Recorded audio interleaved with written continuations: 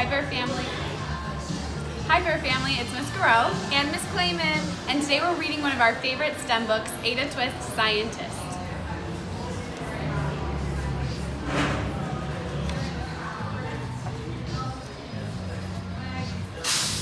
Ada Marie, said not a word till the day she turned 3. She bounced in her crib and looked all around, observing the world, but not making a sound. She learned how to climb and made her big break with a trail of chaos left her in her wake. She ran through the day, chasing each sound and sight, and didn't slow down till she conked out at night. Her parents were frazzled, but tried not to freak, as Ada grew bigger and still did not speak. Clearly, young Ada, with lots in her head, would have something to say when it ought to be said.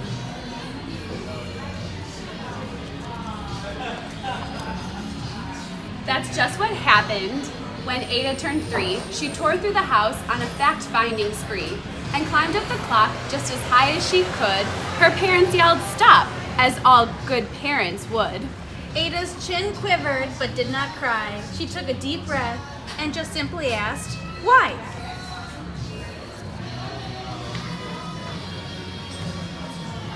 Why does it tick and why does it talk? Why don't we call it a granddaughter clock?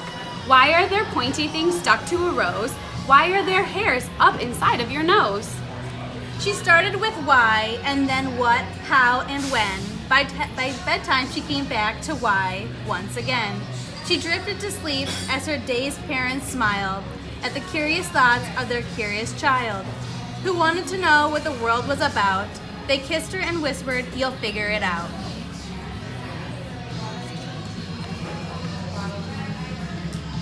Her parents kept up with their high-flying kids, whose questions and chaos both grew as she did.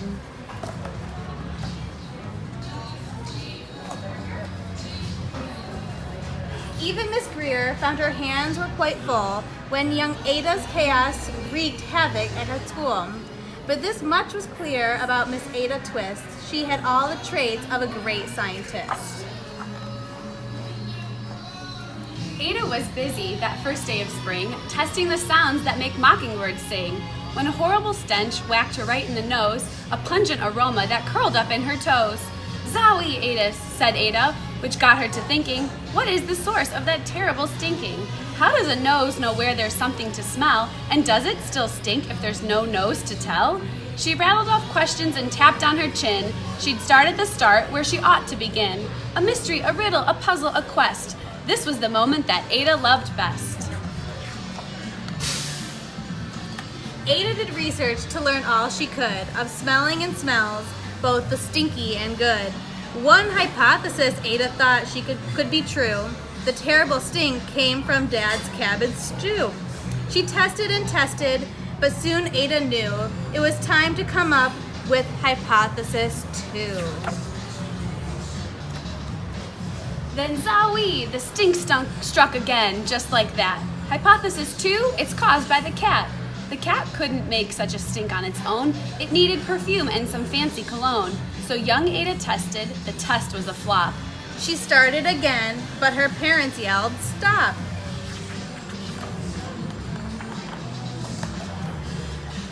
Ada Marie, to the thinking chair now. By the time we could count 3. "Enough," said her mother. "That's it," said her dad. Her parents were frustrated, frazzled, and mad. "Why?" Ada questioned. Her mother said, "No."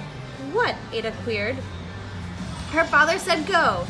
You've ruined our supper. You've made this cat stink. Enough with your questions. Now sit here and think." She looked at her parents. Her heart turned to goo. Poor Ada Twist didn't know what to do.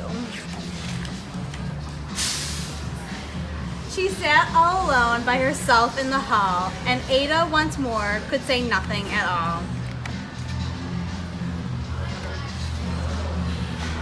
And so Ada sat and she sat and she sat, and she thought about science and Stu and the cat, and how her experiments made such a big mess. Does it have to be so? Is that part of success? Our mess is a problem, and while she was thinking, what was the source of that terrible stinking? Ada Marie did what scientists do. She asked a small question, and then she asked 2. and each of those led her to 3 questions more, and some of those questions resulted in 4. As Ada got thinking, she really dug in. She scribbled her questions and tapped on her chin. She started at why, and then what, how, and when. At the end of the hall, she reached why once again. Her parents calmed down and they came back to talk. They looked at the hallway and just had to gawk. No patch of bare paint could be seen on the wall. The thinking chair now was the great thinking hall. They watched their young daughter and sighed as they did. What would they do with this curious kid who wanted to know what the world was about? They smiled and whispered, "We'll figure it out." And that's what they did, because that's what you do when your kid has a passion and a heart that is true. They remade their world. Now they're all in the act of helping young Ada sort fiction from fact. She asked lots of questions. How could she resist? It's all in the heart of a young scientist. And as for that smell, what can Ada Twist do but learn all she can with her friends in grade 2? Will they discover the stink that curls toes? Well, that is the question, and someday, who knows? Thanks for reading with us, Burr. Happy summer. Happy summer.